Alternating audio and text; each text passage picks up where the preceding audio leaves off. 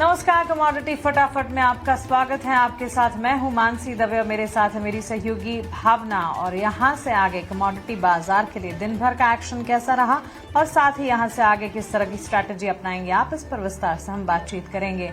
आपके सवालों को भी शामिल करेंगे कमोडिटी फटाफट में। और सवाल पूछने का तरीका आप सभी जानते हैं, लेकिन एक बार फिर से आपको बता देते हैं। आपके टीवी स्क्रीन पर हमारे social media handles, contact details लगातार फ्लैश होंगे। हमसे संपर्क करें, कमोडिटी बाजार से जुड़े अपने सवाल पूछें। पूरी कोशिश करूंगी इस बुलेटिन में वायदा बाजार, कमोडिटी बाजार से जुड़े आपके सवालों के जवाब आपको दे पाऊं। लेकिन चलिए quick check on commodity market आपके सामने रख देते हैं। तनाव जो लगातार शनिवार से यूएस ईरान के बीच युद्ध की स्थिति चली है, उसी का इम्पैक्ट है जो कि इक्विटी मार्केट्स और कमोडिटी मार्केट्स पर नजर आ रहा है। कमोडिटी हीट मैप इस वक्त आपके स्क्रीन पर है और अगर आप देखेंगे तो सुरक्षित निवेश के तौर पर सोने चांदी में लगातार हम देख रहे हैं सेफ हेवन डिमांड सपोर्ट मिलता हुआ अच्छी खासी मजबूती नजर आ रही है। सोना घरेलू बाजार, विदेशी बाजार में हम देख रहे हैं अच्छे खासे लेवल्स पर कामकाज करता है। और सिल्वर में भी, चांदी की अगर बात करें, not just precious metal, industrial metal भी है। इसी के चलते खरीदारी लगातार बढ़ती हुई दिखी है। कॉमिक्स पर $86 के दाम आप पाएंगे और घरेलू बाजार में भी 11,000 रुपए की बढ़त देखी गई है ड्यूरिंग द सेशन। 2,70,000 के इर्द गिर्द यहां पर ट्रेड करती हुई चांदी 4%। परसेंटेज वाइज देखेंगे तो ऑलमोस्ट 4% के आप ट्रेंड्स हैं और रुपए के टर्म्स में देखेंगे 11,000 रुपए तक की मजबूती देखी जा चुकी है। कच्चे तेल की चाल, इंटरनेशनल मार्केट्स में कच्चे तेल में तेजी है। लगातार हम देख रहे हैं क्रूड रिलेटेड पॉकेट्स जो हैं इक्विटी मार्केट्स में भी इंपैक्ट होते हुए नजर आ रहे हैं, क्योंकि लगातार 2 से 3 सेशंस हम देख रहे हैं ब्रेंट क्रूड $82 के करीब ट्रेड करता हुआ। घरेलू बाजार में कच्चे तेल में हालांकि मुनाफा वसूली जरूर देखने को मिली है, लेकिन ब्रेंट WTI क्रूड में अब भी मोमेंटम जो है वो उबाल जो है वो कायम है। नेचुरल गैस की अगर बात करें, वहां पर भी हमने देखा है पिछले दिनों ऐसा भी समय थे जब 12-15% तक के डाउन ट्रेंड्स थे, लेकिन अब मजबूत इन्वेंट्री है, पर्याप्त ग्लोबल सप्लाई है। बावजूद इसके नरमी का रुख है जरूर नेचुरल गैस में। $3 के नीचे नेचुरल गैस जो है नाइमेक्स पर कामकाज करता हुआ घरेलू बाजार में हम देख रहे हैं 278 के आसपास के स्तर। और साथ ही बेस मेटल की चाल अगर देखेंगे, वहां पर भी मोमेंटम बेस्ड कामकाज है जरूर। तमाम बेस मेटल्स में खरीदारी का रुख है, जो कि इस वक्त हीट मैप के जरिए फिलहाल आप देख रहे हैं। लेकिन चलिए ये सारे संकेत लेकर चलते हैं हमारे कमोडिटी मार्केट एक्सपर्ट के पास और उनसे समझते हैं एक कर कि कमोडिटी बाजार पर इस वक्त वो क्या रुख बनाकर चल रहे हैं। आज के सत्र में हमारे साथ जुड़े हैं मोतीलाल ओसवाल के मानव मोदी और मेरा एसेट शेर खान के अनुज चौधरी। जेंटलमैन, आप दोनों का ही स्वागत है 18 आवर्स स्वदेश पर। अपना समय हमें देने के लिए शुक्रिया। मानव, शुरुआत आपसे करना चाहेंगे प्रेशियस मेटल की चाल। सुरक्षित निवेश के तौर पर निवेशक मार्केट पार्टिसिपेंट्स लगातार जब मार्केट में वॉलिटिलिटी होती है प्रेशियस मेटल की तरफ, बुलियन मार्केट की तरफ बढ़ते हैं। इस वक्त भी वैसा ही कुछ होता हुआ घरेलू बाजार, विदेशी बाजार में सोने चांदी की चाल पर आपके टेक से शुरुआत करते हैं। जी बिल्कुल, नमस्ते मानसी, आपके दर्शकों को। और बिल्कुल अगर हम सोने चांदी की भी बात करें, मेरे ख्याल से आपने बिल्कुल सही कहा कि जियो पॉलिटिकल टेंशन्स की वजह से सेफ हेवन बाइंग हमें हमेशा दिखती है। गोल्ड सिल्वर में अभी भी वही हो रहा है कि सिल्वर में अचानक से एक अच्छी मोमेंटम आई है। मेजरली आज सुबह से अगर हम देखेंगे तो सुबह से एक ही बड़ा फैक्टर जो पिछले 2 दिन से सोने चांदी की डोमेस्टिक फ्रंट पे स्पेशली रुक सपोर्ट कर रहा है, वो है यूएसडी आईएनआर। क्योंकि आज सुबह से रुपी ऑलमोस्ट 60 पैसे से डेप्रिशिएट हमने होता देखा, फिर वापस से एक 20-25 पैसे नीचे आया। तो 90 का लो पिछले महीने हमने देखा था और आज हम ऑलरेडी 92.60 के आसपास होवर कर रहे हैं। तो बड़ा डिप्रिसिएशन है एक महीने के हिसाब से। सिमिलरली जियोपॉलिटिकल टेंशंस भी है, लेकिन एक एक एक स्पेक्ट्रम यही है कि सेफ हेवन बाइंग है, लेकिन दूसरी स्पेक्ट्रम पे भी फोकस करना जरूरी है। क्योंकि अगर हम देखेंगे तो इक्विटी मार्केट के सेल ऑफ, जो ग्लोबल इक्विटी मार्केट का मार्जिन प्रेशर का सेल ऑफ है, कॉस्पी हो, डैट्स हो, निके हो, इन सब के सेल ऑफ का प्रेशर गोल्ड सिल्वर के प्रॉफिट से कंपनसेट हो रहा है, जो कल के सेल ऑफ में हमने आता हुआ देखा। सिमिलरली रेट कट के एक्सपेक्टेशंस कंटिन्यूसली चेंज हो रही, क्योंकि अगर स्ट्रेट ऑफ हॉर्मोज की शिपमेंट्स और डिले होती है, टैरिफ का शटडाउन का असर इन्फ्लेशन पे आता है, तो जितना ज्यादा इन्फ्लेशन बढ़ेगा उतना ज्यादा रेट कट के एक्सपेक्टेशंस कम होते जाएंगे। जो कल हमने होते हुए देखे, जो 3 एक्सपेक्टेशंस थे वो अब सिर्फ 2 कट के रह गए। तो बिल्कुल ये स्पेक्ट्रम भी देखना जरूरी है कि शायद तेजी हो, लेकिन अगर ये रेट कट के एक्सपेक्टेशन कम हुए तो तेजी का पेस थोड़ा कम हो सकता है। तो बिल्कुल ओवरऑल फैक्टर्स अभी भी सपोर्टिव है। डिप्स आ सकती है। मार्केट में बिल्कुल कॉशन बना के चलना चाहिए। मेरे ख्याल से गोल्ड में अगर इमीडिएट बेसिस पे देखें तो गोल्ड में बाय एंड डिप्स की ही सलाह है। 1,63,000 के आसपास बाय करने की सलाह है। 1,62,500, 1,62,300 का स्टॉप रहेगा। 1,64,000 का टारगेट रहेगा। सिमिलरली सिल्वर में भी 2,73,000 पे बाइंग की सलाह है। 2,70,500 का स्टॉप और 76,500 का टारगेट बना के रखने की सलाह है। एब्सोल्युटली मानव, सही कहा आपने। इंटरेस्ट रेट सिनेरियोज जो हैं वो भी काफी हद तक इम्पैक्ट करते हैं बुलियन मार्केट प्रेशर्स मेटल की चाल पर, और फेडरल रिजर्व की तरफ से कटौती की उम्मीदें जो घटी है उसका एक असर नजर आ सकता है। दरों में कटौती की उम्मीदें घटने से काफी हद तक इवेंचुअली हम देख रहे हैं करेंसी की चाल पर भी एक इम्पैक्ट है। डॉलर को सपोर्ट मिलता हुआ और डॉलर में मजबूती से सोने में एक डेंट गिरावट भी नजर आई जरूर थी। हालांकि खाड़ी देशों में जो जंग जारी है उसके चलते सुरक्षित निवेश, सेफ हेवन डिमांड, और यही लेवल है जिसकी वजह से, यही कारण है जिसकी वजह से सोने चांदी में इस तरह के स्तर फिलहाल हम देख रहे हैं। लेकिन इसी के साथ साथ काफी सारे इम्पैक्ट पैरामीटर्स हैं जिस पर नजर रखनी है। अनुज, आप क्या कहेंगे? मिडिल ईस्ट कॉन्फ्लिक्ट के चलते हम देख रहे हैं सेफ हेवन बिट के तौर पर गोल्ड सिल्वर में पॉजिटिविटी जारी है। वैसे भी गोल्ड सिल्वर में, और इनफैक्ट ईटीना स्वदेश ने कैटेगोरिकली बताया था कि सिल्वर आउट परफॉर्म करेगी गोल्ड को, जो कि होता भी दिखा साल 2025 में। यहां से आगे अब सोने चांदी की चाल आप कैसी देख रहे हैं? जी नमस्ते मानसी, और आपके सभी दर्शकों को भी। हमने देखा है कि जब मंडे को जब ओवर द वीकेंड जब न्यूज आई थी about the US Iran conflict, तो मॉर्निंग के अंदर में गोल्ड सिल्वर एक गैप अप ओपनिंग हुआ था।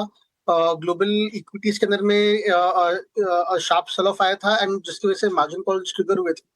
जब मार्जिन कॉल्स ट्रिगर हुए तब उसका जो जैसे मानव ने भी बताया कि इसका जो भरपाई थी वो गोल्ड और सिल्वर के सेल ऑफ से हुई है। तो इसके वजह से हमने देखा कि लास्ट 2 दिन के अंदर में गोल्ड और सिल्वर के अंदर में अच्छी गिरावट आई थी, Monday as well as Tuesday. साथ में हमने देखा था कि यूएस डॉलर इंडेक्स जो था वो एक 97.5 से ऑलमोस्ट एक 9950 लेवल्स के आसपास में आ गया था।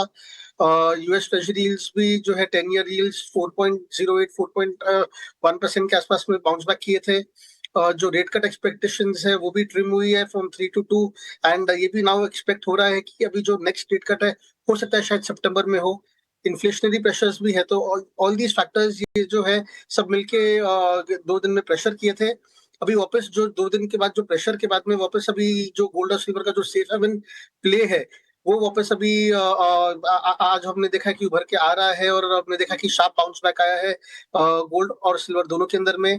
सिल्वर जैसे कि हाई बीटा कमोडिटी है कंपेयर टू गोल्ड, जब ऊपर जाता है तो ज्यादा ऊपर जाता है, जब गिरता है तो ज्यादा गिरता है। तो इसी वजह से हमने देखा कि आज सिल्वर ऑलमोस्ट एक 5.5-6% ऊपर है कॉमेक्स के ऊपर में।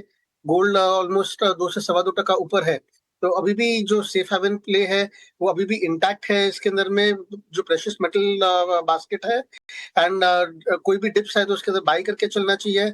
बस मार्केट हाईली वॉलेटाइल है, जो भी न्यूज फ्लो हो रही है उसको रिएक्ट कर रहा है मार्केट, तो स्ट्रिक्ट स्टॉप लॉसेस मेंटेन करके चलना चाहिए। अभी मार्केट इतना हाईली वॉलेटाइल है तो हमने इंट्राडे के हिसाब से कोई स्ट्रैटेजी नहीं रखी है, बट थोड़ा एक medium to long term view है। गोल्ड के अंदर में थोड़ा डिप्स है तो बाई करके चलना चाहिए 1,63,000 के आसपास में। स्टॉप लॉस रहेगा 1,58,000 के नीचे में, और टारगेट रहेंगे ऊपर में 1,70,000 और एक्सटेंडेड टारगेट 1,72,000 का। सिल्वर भी डिप्स पे बाय करके चलना चाहिए, 2,72,000 के आसपास में आए तो बाय करके चल सकते हैं। ये मे कॉन्ट्रैक्ट का है। स्टॉप लॉस रहेगा आपका 2,66,000 के नीचे में, ऊपर में टारगेट रहेंगे 2,80,000 से 2,82,000। गोल्ड एंड सिल्वर दोनों पर देखिए ये राय आती नजर आई है। मिड टू लॉन्ग के हिसाब से आपको यहाँ पर इन्वेस्टमेंट करनी है। गोल्ड में देखिए खरीदारी की राय है, करीब 1,59,000 के पास खरीदारी करें। 1,58,000 का स्टॉप लॉस, 1,70,000 का टारगेट, और जो मेन टारगेट है जो आने वाले वक्त में आपको देखने के लिए मिलेंगे वो 1,72,000 के होंगे। वहीं अगर सिल्वर की बात करें तो यहाँ पर भी खरीदारी की राय 2,66,000 का स्टॉप लॉस, 2,82,000 तक का टारगेट जो है वो आने वाले वक्त में आपको देखने के लिए मिल सकता है। तो आइए चलिए अब हमारे जो दर्शक हैं उनके सवालों को यहाँ जोड़ लेते हैं। सबसे पहला देखिए सवाल आया है नितिन जी की तरफ से महाराष्ट्र से हैं ये, और इनका सवाल जो है वो गोल्ड मिनी पर है। इनका सवाल ये है कि अगर गोल्ड मिनी पर ऑप्शन स्ट्रेटेजी बनानी हो तो क्या बनाई जाए। चलिए अनुज मानव जी, आपसे शुरुआत कर लेते हैं। गोल्ड मिनी आपका क्या नजरिया बन रहा है, आज के सत्र में किस तरीके की स्ट्रेटेजी बनाई जा सकती है यहाँ पर? जी बिल्कुल, गोल्ड की अगर बात करें ओवरऑल, जैसे मैंने कहा, डिप्स पॉसिबल है। इसी डिप्स का फायदा उठा के हमें अक्यूमुलेशन जोन या बाइंग जोन ढूंढनी है। ओवरऑल मूव अभी भी तेजी का लग रहा है, 1,63,000 के आसपास चल रहा है मेरे ख्याल से। कल का लो जब तक नहीं ब्रेक हो रहा है 1,60,000 के आसपास का, तब तक ओवरऑल व्यू या ध्यान बाय का ही रहेगा। अगर इंट्राडे के बेसिस पे बात करें तो बिल्कुल 1,62,500 का स्टॉप रहेगा। ऊपर में 1,64,000 तक के टारगेट इंट्राडे बेसिस पे आते हुए दिख सकते हैं। डिप बाइंग अगर हम करें तो ऑप्शन स्ट्रैटेजी की अगर बात करें तो 1,64,000 का कॉल बाइंग किया जा सकता है। मे बी थोड़े डिप्स अगर फ्यूचर्स में आते हैं तो वहां पे हम बिल्कुल कॉल बाइंग कर सकते हैं। अगर थोड़ा लंबा होल्ड करना है, एक्सपायरी बिल्कुल शुरू हुई है, तो मेरे ख्याल से पुट बाइंग करके भी चल सकते हैं, क्योंकि प्रीमियम्स काफी डिसेंट है, आईवीज एलिवेटेड है, तो शायद एक्सपायरी तक ओटीएम पुट सेल करके चल सकते हैं। ऑलराइट, तो चलिए ये राय नितिन के लिए यहाँ पर मिल चुकी है। गोल्ड मिनी में स्ट्रैटेजी एज ऑप्शन। गगन का सवाल दिल्ली से है, अनुज गोल्ड की ही तरह सिल्वर मिनी अप्रैल कॉन्ट्रैक्ट के लिए यहाँ से स्ट्रैटेजी क्या होनी चाहिए, टारगेट स्टॉप लॉसेस क्या होने चाहिए, ये पूछ रहे हैं दिल्ली से गगन। क्या राय होगी? जी, सिल्वर के अंदर भी देखेंगे आईवी काफी हाई है, तो इसके अंदर में already silver as a future में भी रिस्क प्रीमियम ऑलरेडी एक कायम है। अभी ऑलमोस्ट सिल्वर मिनी एक 2,80,000 के आसपास में ट्रेड कर रहा है। 2,80,000 का जो कॉल है ये करीबन 23,000 के आसपास में ट्रेड कर रहा है। नीचे में थोड़ा करेक्शन आए तो 22,000 के आसपास है, तो बाई करके चलना चाहिए। आपका स्टॉप लॉस रहेगा 20,000 के नीचे में, और ऊपर में टारगेट रहेंगे 25,500 से 26,000 के।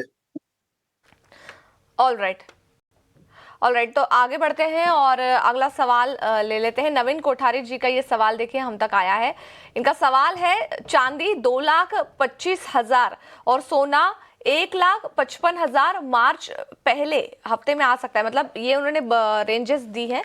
उनका सवाल मैं एक बार फिर से रिपीट कर लेती हूँ। उनका ये कहना है कि क्या सोना 1,55,000 मार्च से के पहले हफ्ते में देखने को मिल सकता है, और साथ ही चांदी का भी उन्होंने भाव कहा है 2,25,000 तक। तो क्या मार्च तक हम एक्सपेक्ट करके चल सकते हैं कि सोने और चांदी का भाव इस रेंज तक आ सकता है? सर, ये सवाल मैं अजय जी आपसे पूछ रही हूँ। अभी जो जियोपॉलिटिकल टेंशंस जो प्ले कर रहे हैं, उसके हिसाब से नियर टर्म में तो नहीं लग रहा है कि इतनी भारी गिरावट आ सकती है। बट अगर कुछ भी पॉजिटिव न्यूज आउटब्रेक करती है, या कुछ भी अगर डिप्लोमेटिक टॉक्स अगर रिज्यूम होते हैं, जो ईरान और यूएस अगर रिस्ट्रेंट अपनाते हैं, तो हमें थोड़ा करेक्शन दिखता है। लेकिन 2,25,000 काफी एक ओवर एम्बिशियस टारगेट हो गया है। तो नीचे में अगर देखेंगे तो एक 250 से 255,000 का एक बेस फॉर्मेशन हो सकता है सिल्वर के अंदर में। गोल्ड के अंदर में एक 1,60,000 1,58,000 का एक बेस फॉर्मेशन बन सकता है। एब्सोल्युटली, तो चलिए ये राय इस वक्त। तो gold silver related questions almost सारे के सारे हो चुके हैं, लगभग एक आध दो सवाल अब भी है। प्रथमेश का सवाल है, क्या चांदी में और तेजी बाकी है? और लॉन्ग टर्म पर्सपेक्टिव से भी कुछ सवाल है। अंगद ये पूछ रहे हैं कि क्या सोने में अगले 3 महीने के लिए स्ट्रैटेजी क्या होनी चाहिए? वैसे इस वक्त ग्लोबल अनिश्चितताएं इतनी है कि कमोडिटी बाजार में क्वार्टर आगे की स्ट्रैटेजी जो है बताना मुश्किल है।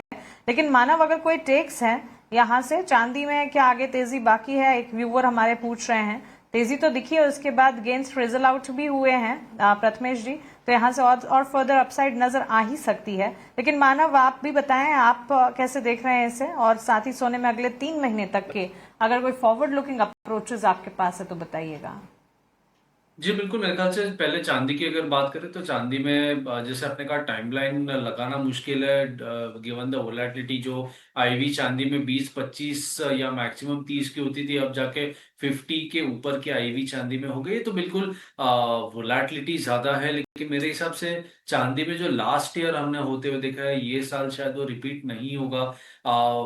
तेजी बिल्कुल होगी, तेजी और बाकी है, लेकिन जो पेस है वो लास्ट ईयर जैसा नहीं होगा, वन वे रैली नहीं होगी। शायद 3 लाख 20 हजार तक हमें एक रैली होती हुई दिखे, फिर से एक बार करेक्शन मिलता हुआ दिखेगा। तो सपोर्ट्स और रेजिस्टेंसेस क्वाइट वेल प्लेस्ड है, उसी को बड़े रेंज में रिस्पेक्ट करते हुए चांदी शायद चलेगी। $100 के आसपास थोड़ा स्ट्रगल रहेगा मेरे हिसाब से कॉमेक्स ब्रेक करने के लिए, and then once again we could see 120 110 और डॉलर्स कॉमिक्स में, और नीचे में बिल्कुल $60-65 का भी एक मेजर सपोर्ट है। तो ये एक बड़े रेंजेस है जिसमें चलेगा, लेकिन तेजी बिल्कुल बाकी है गिवन द फैक्टर्स। गोल्ड की अगर बात करें, मेरे ख्याल से गोल्ड में क्वार्टरली बेसिस पे बिल्कुल जैसे मैंने कहा, अब काफी वेरिएबल्स फैक्टर्स डेवलप हो रहे, तो डिप्स पॉसिबल है, बाइंग का मौका मिलता रहेगा। लेकिन अगर एक साल के पर्सपेक्टिव से बात करें तो मेरे हिसाब से $6,000 तक के टारगेट कॉमेक्स में आते हुए दिख सकते हैं, गोल्ड की अगर बात करें तो। डॉलर के जो टारगेट है वो आने वाले वक्त में गोल्ड पर देखने के लिए मिल सकते हैं। एक साल का नजरिया यहाँ पर रखे, डिप्स पर बाइंग की जो राय है वो गोल्ड पर दी गई है। साथ ही सिल्वर में देखिए आगे भी तेजी जो है वो इसी तरीके से बरकरार रहेगी। 3,20,000 तक के टारगेट जो है वो देखने के लिए मिल सकते हैं, लेकिन स्ट्रिक्ट स्टॉप लॉस और रेजिस्टेंस जो है उसे फॉलो करें, यही राय बन रही है देखिए यहाँ पे मानव जी की। आगे बढ़ते हैं और अगला सवाल जो है उसका रुख कर लेते हैं। गणेश जी का सवाल है, देखिए क्रूड की कीमतों को लेकर ये सवाल पूछ रहे हैं कि क्रूड की कीमतों को लेकर क्या कुछ आउटलुक देखने के लिए मिल सकता है, क्योंकि जिस तरीके की परिस्थिति बनी हुई है इसमें क्रूड की बढ़ती कीमतें एक तरीके से हमारे लिए नुकसानदायक है। क्या नजरिया रखा जाए? अजय जी आप बताएं, क्रूड की कीमतों को लेकर क्या आउटलुक बन रहा है आपका? जी, हमने देखा है कि लास्ट 3 सेशंस के अंदर में क्रूड एक काफी अच्छा एक अपसाइड मूवमेंट दिया था। क्रूड ऑयल ने ऑलमोस्ट एक 64 6350 $64 से एक 77 $78 का एक शार्प अपसाइड मूवमेंट हमने देखा है। ऑलमोस्ट एक 12 मंथ हाई के लेवल्स के आसपास में आ गया है crude oil, because of the war premium जो अभी भी इंटैक्ट है। लेकिन अभी भी इसके अंदर में जो 3 दिन की जो अच्छी तेजी आई है, उसके बाद एक पॉसिबिलिटी है कि थोड़ा बहुत प्रॉफिट बुकिंग आए, क्योंकि मार्केट से काफी एक ब्रॉड रैली देखा है 3 दिन के अंदर में। आज क्रूड ऑयल की इन्वेंट्री डेटा है, तो वो भी एक मार्केट को देख के चलना चाहिए। अगर कुछ भी अगर एक क्योंकि इसके अंदर में जो वॉर प्रीमियम है वो काफी हाई है, दोनों एनर्जी पैक के अंदर में crude oil as well as natural gas. तो कुछ भी अगर पॉजिटिव डेवलपमेंट या पॉजिटिव न्यूज आती है, कुछ भी अगर रिस्ट्रेंट की बात होती है या फिर कुछ भी डिप्लोमेटिक टॉक्स की बात होती है, तो हम देख सकते हैं कि इसके दोनों के अंदर में एक अच्छी लॉन्ग अनवाइंडिंग हो सकती है। तो एक ब्रॉड रेंज के अंदर में ट्रेड कर रहा है क्रूड ऑयल। एक $71-72 का एक सपोर्ट रहना चाहिए मीडियम टर्म के अंदर में, एक 2 से 3 दिन के अंदर में, और ऊपर में $77-78। जब आइदर साइड जब ब्रेकआउट देगा तो नेक्स्ट डायरेक्शन इसके अंदर में एक दिखा जा सकता है बाद में, क्योंकि अगर 72 से 71 ब्रेक करता है तो वापस से $67-68 दिखे जा सकते हैं। पर एक अगर $78 अगर ऊपर में अपसाइड ब्रेक करता है तो $80 से $82 के रेंज में ट्रेड कर सकता है। ठीक है, तो चलिए कच्चे तेल की चाल पर ये एक राय अनुज जी की तरफ से हमें मिलती हुई। इस बीच कच्चे तेल में कई सारे फैक्टर्स हैं, पूरे के पूरे एनर्जी पैक को ही अगर आप देखेंगे, कच्चे तेल की चाल, नेचुरल गैस का हाल, खास तौर से स्ट्रेट ऑफ हॉर्मूज के जरिए सप्लाई की चिंता को लेकर चिंताएं जो है वो लगातार बरकरार है। अगर पूरा स्ट्रेट बंद हो जाता है, सिचुएशन खराब और ज्यादा होती है, तब फिर क्या होगा? कजाकिस्तान में प्रोडक्शन फरवरी के औसत प्रोडक्शन से करीब 30% कम हुआ है। ओपेक प्लस की तरफ से प्रोडक्शन की गति बढ़ाई गई है। ये सारे फैक्टर्स हैं जिसके चलते हम देख रहे हैं घरेलू बाजार में भी एक इम्पैक्ट है, और ब्रेंट क्रूड के दाम तो लगातार बढ़ते ही जा रहे हैं, $82 प्रति बैरल के आसपास ट्रेंड करते हुए। वहीं नेचुरल गैस देखेंगे तो वहां पर 1.5% का डेंट अब भी नजर आ रहा है। मानव, कैसे देख रहे हैं आप एनर्जी पैक को इस वक्त? जी मेरे ख्याल से क्रूड में काफी हद तक मैं सहमत हूँ। जैसे हमने जियोपॉलिटिकल टेंशंस की बात की है, काफी बड़े रेंजेस खुल गए हैं क्रूड के लिए, जो 1 या 2 साल से जो ब्रॉड एक रेंज में क्रूड ट्रेड कर रहा था, अब मेरे ख्याल से वो रेंजेस थोड़े शिफ्ट हो रहे हैं। जहां पे हम 5554 से की बात करते थे, 6050 की बात करते थे, अब वो रेंजेस ब्रेक होके अब हम 7000 के ऊपर के लेवल्स की बात करें, तो इसमें कोई दो राय नहीं है कि फिर से एक बार थोड़ी डिप्स आ सकते हैं, करेक्शन आ सकती है डिस्पाइट ये जियोपॉलिटिकल टेंशंस। लेकिन जब तक ये टेंशंस चल रहे हैं, जब तक स्ट्रेट ऑफ हॉर्मूज में शिपमेंट्स की डिले है, बम्बार्डिंग है, ये एस्केलेशंस है मिडल ईस्ट में ओवरऑल, तब तक मेरे ख्याल से ये एलिवेशन क्रूड में, ये सपोर्ट, ये रैली क्रूड में जारी रह सकती है। और इमीडिएट बेसिस पे $70-75 WTI में एक स्ट्रॉन्ग रेजिस्टेंस है। अगर वो ब्रेक हो जाता है तो मेरे ख्याल से ऊपर के लेवल्स भी ओपन हो जाएंगे। इमीडिएट बेसिस पे क्रूड पे मुझे ऐसा लग रहा है कि शायद 6900 6880 के आसपास बाइंग की बाइंग किया जा सकता है। $7000 का, ₹7000 का इमीडिएट टारगेट है, और 6800 का इमीडिएट स्टॉप लॉस है, सपोर्ट है। लंबे समय की बात करें तो 6500 6600 जब तक नहीं ब्रेक हो रहा है, तब तक मेरे ख्याल से ओवरऑल व्यू जो है वो तेजी का रहेगा क्रूड में। ऑल राइट, तो ऑल राइट, ये था नेचुरल गैस और क्रूड पर नजरिया मानव जी का। तो चलिए अब एक खबर का रुख कर लेते हैं। खबर सामने आ रही है, महंगा सोना बदला ट्रेंड, 18 कैरेट बना है लोगों की पहली पसंद। चांदी की ज्वेलरी की तरफ भी देखिए रिटेलर्स का जो रुझान है वो बढ़ता नजर आ रहा है। सोने की बढ़ती कीमतें जो है उसकी वजह से खरीदारों के लिए जो पसंद अब बन रहा है वो 22 कैरेट का गहना बन रहा है, क्योंकि देखिए सोने की कीमतें जिस तरीके से बढ़ती जा रही हैं, वैसे में ये इतना महंगा सोना खरीदना बेहद ज्यादा कठिन होता जा रहा है। इसलिए अब देखिए 22 कैरेट गहनों की जगह अब 18 कैरेट ज्वेलरी की मांग जो है वो बढ़ रही है। 18 कैरेट में हल्के और मॉडर्न डिजाइन, सिल्वर और डायमंड ज्वेलरी बन रही है लोगों की पसंद। अब चांदी सिर्फ सस्ता ऑप्शन नहीं बल्कि नए डिजाइन और स्टाइलिंग सिल्वर लोगों की जो है स्टर्लिंग सिल्वर लोगों की जो है वो पसंद बनती नजर आ रही है। तो ऐसे में देखिए लोगों की जो पसंद है अब वो सिल्वर की तरफ जा रही है, और साथ ही सोना भी जो है वो 18 कैरेट पर शिफ्ट होते नजर आ रहे हैं ज्वेलरी के लिए लोग। इसके बाद एक सवाल हम जो है वो शामिल कर लेते हैं। अंगद जी का सवाल है। अंगद जी का सवाल ये है कि अगले 3 महीने के लिए गोल्ड में किस तरीके की स्ट्रेटेजी बनाई जाए। शुरुआत कर लेते हैं आपसे अनुज जी, आप बताएं अगले 3 महीने के लिए गोल्ड पर आपका क्या नजरिया बन पा रहा है? जी, जैसे पहले भी बात कर रहे थे कि अभी भी जियोपॉलिटिकल टेंशंस जो है वो उसकी वजह से एलिवेटेड है। अगर कुछ भी अगर डी एस्केलेशन होता है अभी, मे बी नॉट 1-2 दिन के अंदर में, लेकिन हफ्ता 10 दिन के बाद भी अगर कुछ भी डी एस्केलेशन होता है तो थोड़ा एक इसके अंदर में एक करेक्शन आ सकता है नीचे में। अभी कॉमेक्स के ऊपर में एक 5180 के आसपास में ट्रेड कर रहा है। डॉलर टर्म्स के अंदर में नीचे में एक 4800 का एक अच्छा सपोर्ट लेवल्स है, वो मेरे हिसाब से ब्रेक करना नहीं चाहिए इसके अंदर में। तो वो लेवल्स के आसपास में आए अगर, तो नीचे में बाय करके चल सकते हैं। नीचे में 3 से ऊपर में 3 से 6 महीने के अंदर में हम लोग 5500 से 5600 तक के टारगेट देखे जा सकते हैं। ऊपर में पहला आपका रेजिस्टेंस रहेगा करीबन 5450 का। जब तक वो ब्रेक नहीं करता है तब तक एक शार्प अपसाइड रैली नहीं है इसके अंदर में। एब्सोल्युटली मानव जी, अनुज जी, बहुत शुक्रिया आपका हमारे साथ जुड़ने के लिए और कमोडिटी बाजार से जुड़े हमारे व्यूअर्स के सवालों के जवाब देने के लिए। जाते जाते एग्री कमोडिटी से जुड़ी एक खबर आपके सामने रख देते हैं। पाम तेल धड़ाम हुआ है। जी हां, मलेशिया पाम तेल की अगर बात करें, वायदा 4180 युआन प्रति टन के करीब पहुंचा है। डालियान और शिकागो मार्केट में सोयाबीन तेल की कीमतों में भी गिरावट पाई गई है। वहीं 4 हफ्ते के ऊपरी स्तरों से पाम तेल में मुनाफा वसूली दर्ज हुई है। इंपोर्ट आंकड़ों में नरमी से बाजार का मनोबल जो है वो और भी ज्यादा गिरता हुआ दिख रहा है। ऐसे में कई सारे सवाल पैदा हो जाते हैं। डिमांड वर्सेस सप्लाई का डायनेमिक क्या होगा? 2026 का आउटलुक क्या होगा? क्या खाद्य और बायोफ्यूल डिमांड, इंडोनेशिया की पॉलिसी और 15 से 20 लाख टन संभवित उत्पादन वृद्धि जो है, इन फैक्टर्स में से कीमतों की दिशा तय हो पाएगी। सोयाबीन ऑयल कंपटीशन रिस्क कितना है? आपको बता दें, पाम ऑयल जानकारों की अगर माने, आउटलुक 2026 खाद्य और साथ ही बायोफ्यूल डिमांड से कीमतें प्रभावित होने की संभावनाएं हैं।